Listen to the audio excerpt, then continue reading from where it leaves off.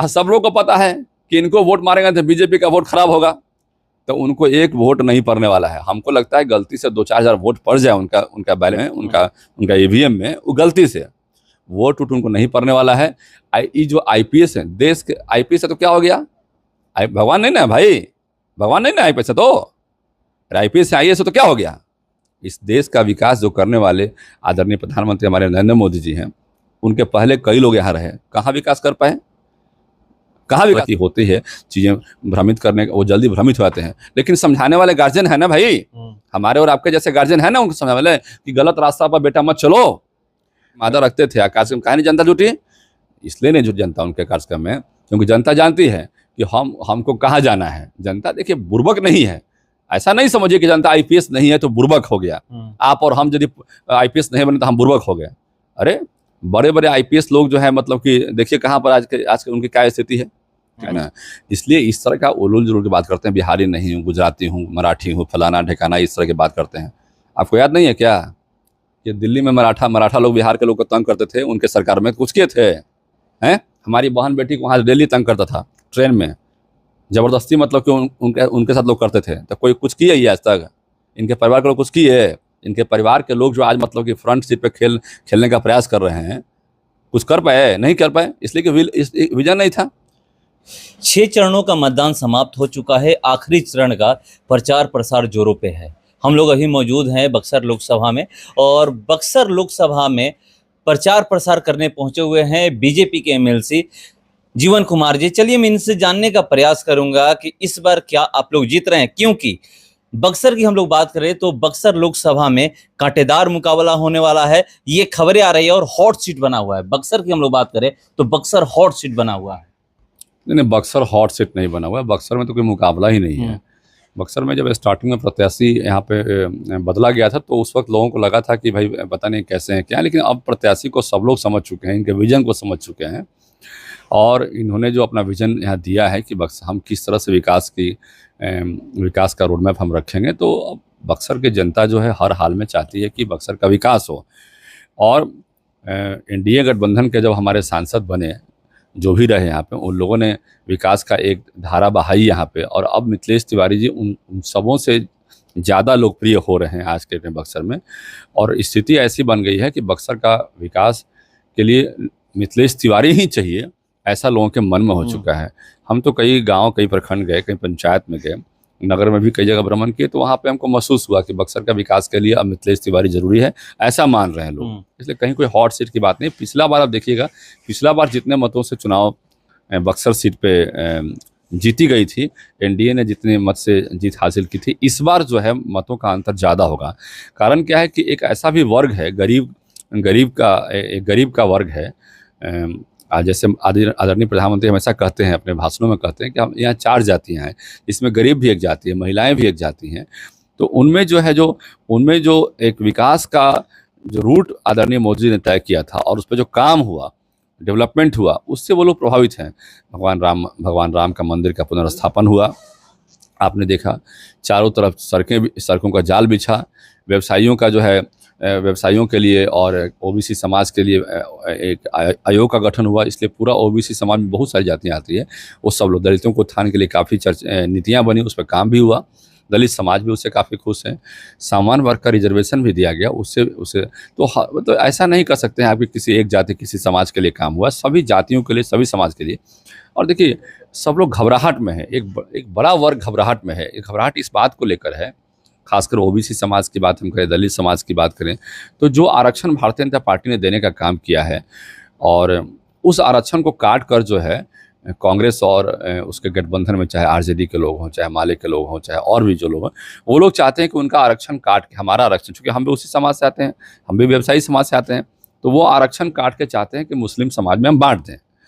तो ये किसी भी कीमत पर जान लीजिए कि कोई भी बर्दाश्त नहीं करेगा। और भारतीय जनता पार्टी, हमको पूरा विश्वास है कि जब तक हमारी पार्टी रहेगी तब तक ऐसा हो नहीं सकता है। आदरणीय प्रधानमंत्री जी ने स्पष्ट कर दिया है कि जब तक हम हैं, कोई हाथ भी नहीं लगा सकता आरक्षण को आप जान लीजिए, और जो हाथ लगाएगा उसकी स्थिति खराब हो जाएगी, आप जान लीजिए। अब तो ये कह रहे हैं और जाति की जो बात की आप लोग जाति की कुछ और ही परिभाषा बता रहे हैं, मगर उधर जो विपक्ष में है इंडिया गठबंधन के लोग हैं वो जाति की कुछ और अलग ही परिभाषा बता रहे हैं।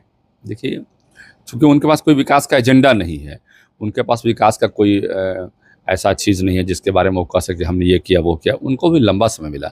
आपको याद होगा कि जब माले के यहाँ पे सांसद हुआ करते थे शाहाबाद में, और आरजेडी के सांसद हुआ करते थे, तब उनके समर्थन से दिल्ली में सरकार भी बनी थी, प्रधानमंत्री बने थे, और एक नहीं कई प्रधानमंत्री को हमने देखा उनके समर्थन से। लेकिन उन लोगों ने कोई बिहार के लिए कुछ डेवलपमेंट का ऐसा कोई काम नहीं किया जो जनता के जबान पे। आप जनता से पूछिएगा क्या किया, जनता से पूछेगा कि कौन सा ऐसा 4-5 का नाम बताइए जो उनके समय में हुआ, तो जनता नहीं बता पाएगी, क्योंकि उन्होंने कोई काम ही नहीं किया उस तरह का।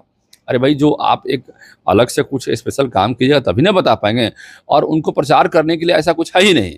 तो अब उनके पास जब एजेंडा ही नहीं है, तो इसी तरह की बातों में लोगों को उलझाए रहना, जातिवाद के बातों में और सब चीज़ों में मतलब कि उलझाए रखना चाहते हैं। तो उनके पास क्योंकि कोई एजेंडा नहीं, तो करेंगे क्या बेचारे। राहुल गांधी बिहार आ रहे हैं, लगातार दौरे पे दौरे कर रहे हैं, चुनावी सभा को संबोधित कर रहे हैं और कह रहे हैं कि इस बार हम लोग नरेंद्र मोदी को प्रधानमंत्री नहीं बनने देंगे। देखिए, राहुल गांधी को लोगों ने रिजेक्ट कर दिया। उसका 2 कारण है। एक पहला कारण ये है कि देखिए, राहुल गांधी कहते हैं कि हम गरीबी हटाएंगे, लेकिन उनके बाप दादा की जब सरकार थी हिंदुस्तान में, तब गरीबी हटा नहीं। और 70 साल बाद भी हम छत्तीसगढ़ गए थे चुनाव प्रचार में, हमने देखा कि 70 साल बाद भी लोग मिट्टी के मकान में रहते हैं। हमने उनसे पूछा कि आप मिट्टी के मकान में क्यों रहते हैं, आप आजकल जो नया स्ट्रक्चर बनता है, ईंटा का मकान बनता है, और जो परमानेंट ढांचा बनता है, क्यों उसमें क्यों नहीं रहते हैं आप लोग। तो वो लोग बोले कि अपनी भाषा में, लोकल भाषा में बोले कि सर, हम लोग के पास पैसा रहेगा तभी ना, हम लोग के पास इतना पैसा नहीं हुआ कि हम लोग अपना मकान बना सकें।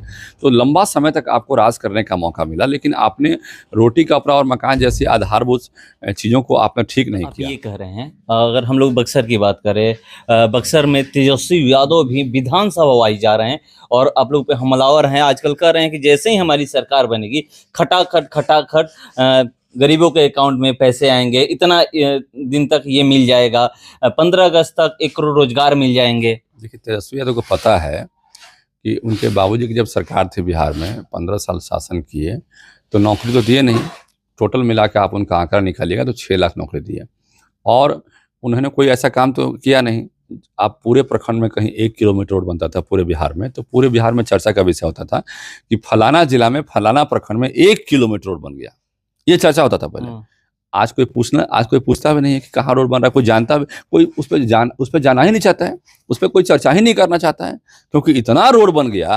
वो कहते थे भाई कि जब रोड बन जाएगा, पगडंडी जहाँ पे गांव में जाने के लिए पहले 3 फीट का, 2 फीट का, 4 फीट का पगडंडी था पहले, और कहते थे जब रोड बन जाएगा तो हमारा भैंस पिछल जाएगा, तो व्यवसाय लोग कैसे करेंगे, तो व्यवसाय बिगड़ जाएगा यहाँ पे।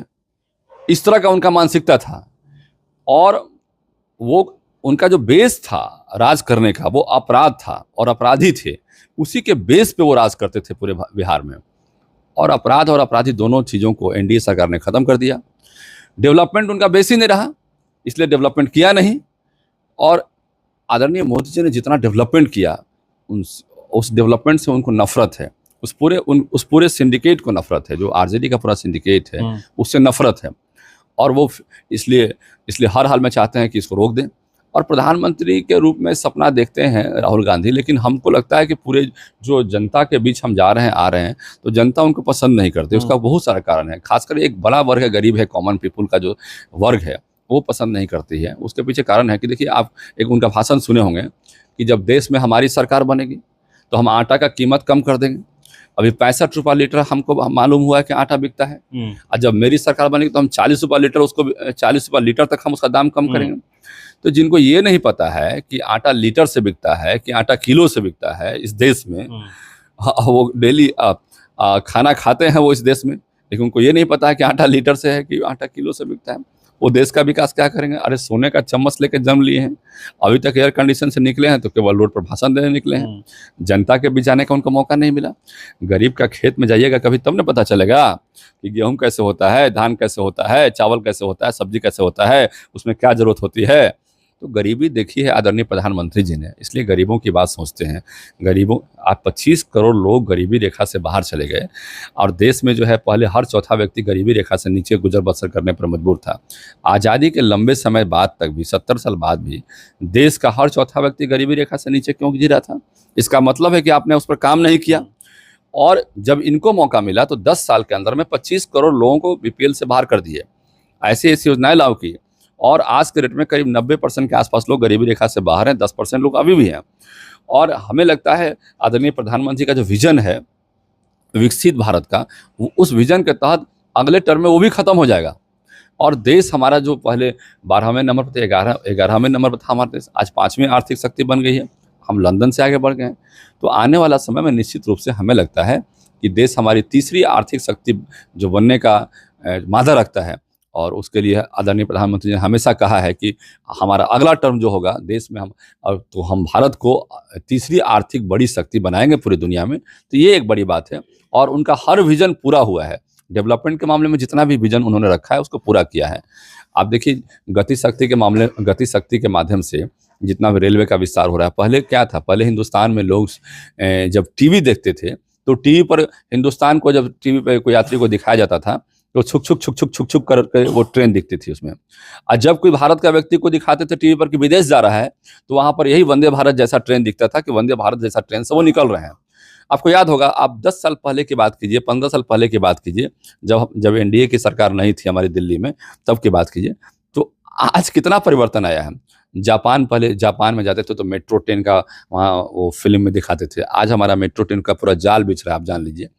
आज पहले हम बक्सर की बात करते हैं तो बक्सर में व्यवसायी समाज के साथ क्या होता था, 6 बजे के बाद अपराधियों का यहाँ पर राज होता था। 6 बजे के पहले व्यवसाय कर पाते थे किसी तरह से और डर के माहौल में, और 6 बजे के बाद अपराधियों का यहाँ तांडव शुरू होता था और कोई भी दुकान खुला हुआ था तो अपराधी उसको लूटने के लिए कोई कसर छोड़ते नहीं थे। वो समझते थे कि हमारा सामान है, ये माल हमारा है, व्यवसायियों का नहीं है, और उनका राज था और उनको प्रोटेक्शन देने के लिए पूरी सरकार थी। तो वो सरकार अब कभी भी नहीं चाहते हैं लोग। यहाँ पे आसपास का देखिए क्षेत्र में क्या था, नक्सलियों का राज था, और नक्सली जिसकी भी जमीन पे जाते थे वह झंडा गाड़ते थे। आज जिस समाज के लोग यहाँ पर कहते हैं, कुछ भी कहते हैं, आज उन्हीं के समाज में नक्सली झंडा गाड़ते थे, जान लीजिए। और उस झंडा से सुरक्षा किसने दिया? देश में नक्सल को समाप्त करने का प्रण किसने लिया? देश में नक्सल को समाप्त करने का प्रण आदरणीय मोदी जी ने लिया। किसी प्रधानमंत्री ने इतना बड़ा प्रण नहीं लिया, और उस प्रण के चलते आज पूरा नक्सल देखिएगा पूरे भारत में कम हो रहा है। अब तो ये कह रहे हैं, मगर जहां रोजगार की बात की है कि 15 साल का देख लीजिए, तेजस्वी यादव हर मन से कह रहे हैं कि 17 महीने में हमने 5 लाख रोजगार दिया, आएंगे तो फिर रोजगार देंगे। देखिए ऐसा है कि उनको झूठ बोलने की आदत लग चुकी है, और जब एक बीमारी है झूठ बोलना, और उनको बीमारी हो गया, और ऐसा बीमारी है कि असाध्य बीमारी टाइप का है, उसका इलाज बड़ा मुश्किल है, ठीक ना। और इस बीमारी से उनको उबरने में काफ़ी समय लगेगा। उनको बताना चाहिए कि जब 17 महीने जब सरकार में थे उसके पहले से वो सारी नौकरियां की फाइल शुरू की गई थी, वो एनडीए सरकार में शुरू की गई थी। जब भाजपा और जदयू गठबंधन के सरकार थी उसी में वो फाइल का इनिशिएशन हुआ था, और कुछ समय के लिए 17 महीनों के लिए उनको मौका दिया गया, जनता ने मौका दिया, और वो मौका तो नहीं कहेंगे, वो किसी तरह से येन केन प्रकारेण मतलब कि सरकार चलाने की स्थिति में आए, और उस समय उन्होंने कोई काम नहीं किया। सबसे बड़ा नौकरी कहाँ दिया गया? शिक्षा विभाग को दिया गया, और शिक्षा विभाग के मंत्री कौन थे? चंद्रशेखर जी थे। आपको याद होगा कि टीवी पर एक भी चंद्रशेखर जी का बयान नौकरी पर नहीं आया था। उनका कहाँ आया था बयान? रामचरितमानस गलत है उस पर अटैक कर रहे थे, हनुमान चालीसा लोग क्यों मतलब कि उस पर क्यों विश्वास करते हैं, तो उस आस्था पर चोट कर रहे थे, हमारे रामायण ग्रंथ पर चोट कर रहे थे। प्रतिदिन उनका एक स्टेटमेंट इस तरह का आता था, हमारे आस्था पर चोट करते थे, हमारे यहाँ मंदिर क्यों है, हम मंदिर में क्यों जाते हैं, हम पूजा क्यों करते हैं। अरे भाई, आपको पूजा करने की इच्छा नहीं, मत कीजिए, कौन कहता है आपको पूजा करने के लिए? आप आस्तिक है नास्तिक है, कौन आपके चक्कर में लगा हुआ है? लेकिन आप हमारे आस्था पर चोट तो नहीं कीजिए। भारत में जितने भी हिंदू परिवार हैं उस सभी परिवारों में हमारा अपना मानना है कि कोई ऐसा परिवार नहीं जहाँ अपने पूर्वज के लोग पूजा नहीं करते हैं। अब क्या उनके चलते अपना पूर्वज का लोग पूजा छोड़ देंगे, घर में टीका लगाना छोड़ देंगे? तो वो उनकी सोच जो था, और उनके आका जो है उससे भी आगे हैं। वो तो दुर्गा पूजा में जो हमारे यहाँ रामनवमी होती है उसमें जो हेलीकॉप्टर से मीट मांस खा के दिखा रहे हैं, एक जो है एक समाज को दिखाने का प्रयास कर रहे हैं वोट लेने के लिए कि देखिए हम ये सब चीज़ नहीं मानते, हम पूजा पाठ नहीं मानते हैं। और वोट लेने के लिए आप इतना स्तर गिरा दीजिएगा कि आप जो है इस तरह का कार्य कीजिएगा और कहीं मछली फंस जाएगा कहीं मुंह में तो भगवान को याद कीजिएगा, जान लीजिए। कहीं मछली का कांटा फंस जाएगा मुंह में तो निकालने के लिए कहीं वो नहीं निकलेगा और डॉक्टर बोलेगा बड़ा दिक्कत है, अंदर तक चला गया, तो भगवान को याद कीजिएगा। उसी भगवान को याद किया जिसके विरोध में आप जो है मछली का कांटा मतलब मछली खा रहे थे। तो ये चीज़ है। आप देखा नहीं, मुंडन करवा के बालाजी में गए थे लोग कि अगला सरकार आएगा तो हमरा बनवा दीजिएगा। भगवान विष्णु से मांगने गए थे कि अगला सरकार हमरा बन जाए, कम से कम किसी तरह से हम 10 साल सरकार चला लें, 5 साल सरकार हमरा। लालू जी नहीं बोले कि हमारा बेटा मुख्यमंत्री बन जाए इस बार, इसलिए भगवान आपसे मन्नत मांगने आए हैं। आप देखे नहीं फुलवरिया में पूजा हुआ था, वो सोशल मीडिया पे आया भी था, तो वहाँ मन्नत भी मांगे, वहाँ पे देखे नहीं, वहाँ पे हर तरह का हवन करवाए थे, कई तरह का हवन करवाए थे कि इस बार हम लोग किसी तरह से। लेकिन भगवान भी जानते हैं ना कि भाई किसको तरक्की मिलना चाहिए, किसको नहीं मिलना चाहिए, कौन आस्तिक है, कौन नास्तिक है, कौन इन चीज़ों से नफरत करता है और कौन झूठा हमारे पास आडंबर करता है। तो अल्टीमेटली उसी का रिजल्ट दिखाई पड़ रहा है आपको। 17 महीने सरकार किसी तरह से चला। जनता जानती है कि हर हाल में सरकार जो है उसी की हम बनाएंगे, देश में जो विकास पसंद, जो विकास करेगा। और विकास के मामले में आज के में भारत के प्रधानमंत्री हमारे यशस्वी आदरणीय नरेंद्र मोदी जी के अलावा कोई है ही नहीं, कोई विकल्प ही नहीं है। अगर बक्सर की हम लोग बात करें, बक्सर में आप घूम रहे हैं और यहाँ पर पहले शुरू में ही बोला कि हॉट सीट बना हुआ है, क्योंकि जहाँ भी खबरें आ रही है, एक तो नौकरी छोड़कर आए हुए हैं एक्स IPS आनंद मिश्रा, उनकी बातें हो रही है, ददन पहलवान की बात हो रही है, सुधाकर सिंह की बात हो रही है कि BSP के उम्मीदवार हैं उनकी बात हो रही है, मगर सबसे ज़्यादा ये बातें हो रही है कि IPS आनंद मिश्रा जो नुकसान करेंगे BJP के ही नुकसान करेंगे। देखिए, आपने जवाब तो खुद ही दे दिया, आपने जवाब तो खुद दे दिया कि जनता क्या बोल रही है। IPS आनंद मिश्रा नुकसान करेंगे तो BJP का नुकसान करेंगे। आपने जवाब खुद ही दे दिया हमको कि हम, आप जो सवाल कर रहे हैं उसी में जवाब भी छुपा हुआ है ना। जनता बोल रही है कि इनका वोट देंगे तो जीतेंगे नहीं, BJP का वोट खराब करेंगे। तो ये बताइए आप कि जनता कभी भी किसी को चुनाव हारने के लिए वोट देती है? अरे जनता किसी को वोट देती है चुनाव जीतने के लिए ना। सब लोगों को पता है कि इनको वोट मारेंगे तो BJP का वोट खराब होगा, तो उनको एक वोट नहीं पड़ने वाला है। हमको लगता है गलती से 2-4 हज़ार वोट पड़ जाए उनका बैलेट बॉक्स में, उनका EVM में, वो गलती से वोट उनको नहीं पड़ने वाला है। ये जो IPS है, देश के IPS है तो क्या हो गया? भगवान नहीं ना भाई, भगवान नहीं ना IPS है, तो IPS से IAS है तो क्या हो गया? इस देश का विकास जो करने वाले आदरणीय प्रधानमंत्री हमारे नरेंद्र मोदी जी हैं, उनके पहले कई लोग यहाँ रहे, कहाँ विकास कर पाए? कहाँ विकास कर पाए? देश के विकास के लिए IPS होना जरूरी नहीं है। देश के विकास के लिए आपके अंदर विल पावर होना जरूरी है, आपके अंदर का विचार होना जरूरी है, आपके अंदर का अच्छा विचार होना जरूरी है। आप IPS से गलत काम कर रहे हैं, कौन मानेगा आपको? कोई मानेगा? इसलिए ये सब बात नहीं है। यहाँ विकास के लिए कोई भी ऐसा पैरामीटर नहीं है। विकास के लिए आपके अंदर के विल, एक सरकार है, भारतीय जनता पार्टी की सरकार है, वही विकास कर सकती है। और ये सब लोग कुछ होता है, 18 से 25 के लड़के होते हैं जिसमें कुछ इस तरह की होती है चीज़ें भ्रमित करने, वो जल्दी भ्रमित हो जाते हैं। लेकिन समझाने वाले गार्जियन है ना भाई, हमारे और आपके जैसे गार्जियन है ना, उनको समझाने वाले कि गलत रास्ता पर बेटा मत चलो, गलत वोट अपना खराब मत करो। आप जान लीजिए कि आपका सवाल का जवाब आप ही के मतलब कि क्वेश्चन में है। कोई नहीं वोट खराब करेगा, जान लीजिए। सबको पता है कि जीतने वाले को वोट, मगर उनके लोग तो कह रहे हैं ना कि जीत रहे हैं आनंद मिश्रा। अरे जनता कह रही है कि चुनाव हार रहे हैं, आप कुछ देंगे वोट तो खराब हो जाएगा वोट मेरा, समझे। अब उनके लोग भी कह रहे हैं कि भाई अब लगता कि जीती है ना, तो काहे के वोटवा खराब करी, ठीक ना। सब जगह देख लिए, एक कार्यक्रम नहीं कर पाए। बोले कि इतना बड़ा मैं कार्यक्रम करूंगा कि लोग देखेगा, दुनिया देखेगा। आप फिश हो गए कार्यक्रम करने में, मीडिया में आया था ना, इतना बड़ा मैं अब एक बड़ा कार्यक्रम। तो भाई आप कहने से नहीं होता है, तो कार्यक्रम काहे नहीं कर लिए? वो बड़ा कार्यक्रम करने के मादा रखते थे, कार्यक्रम काहे नहीं जनता जुटी? इसलिए नहीं जुट जनता उनके कार्यक्रम में, क्योंकि जनता जानती है कि हमको कहाँ जाना है। जनता देखिए बुर्बक नहीं है, ऐसा नहीं समझिए कि जनता IPS नहीं है तो बुर्बक हो गया। आप और हम यदि IPS नहीं बने तो हम बुर्बक हो गए। अरे बड़े बड़े IPS लोग जो है, मतलब कि देखिए कहाँ पर आज के उनकी क्या स्थिति है। ऐसा नहीं होता है। सरकार चलाने के लिए IPS होना जरूरी नहीं है। सरकार चलाने के लिए विल पावर का और एक सोच की जरूरत होती है। एक आखिरी सवाल, तेजस्वी यादव लगातार कह रहे हैं, अब जब से एक बयान आया था प्रधानमंत्री का, उसके बाद से वो कह रहे हैं कि बिहारी में हूँ, गुजराती से डरने वाला नहीं हूँ।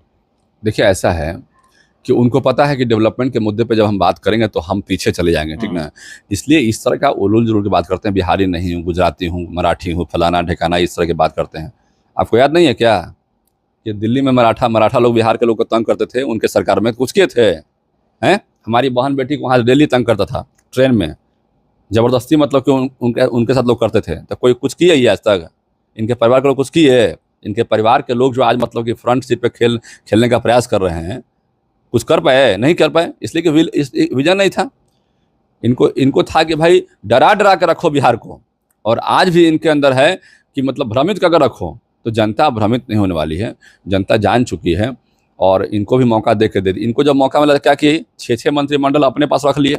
आज सब ट्रांसफर पोस्टिंग का मामला खुल गया, मामला पैसा का खुल गया कि सब खाली ट्रांसफर के माध्यम से पैसा कलेक्शन हो रहा है, चाहे कोई विभाग हो।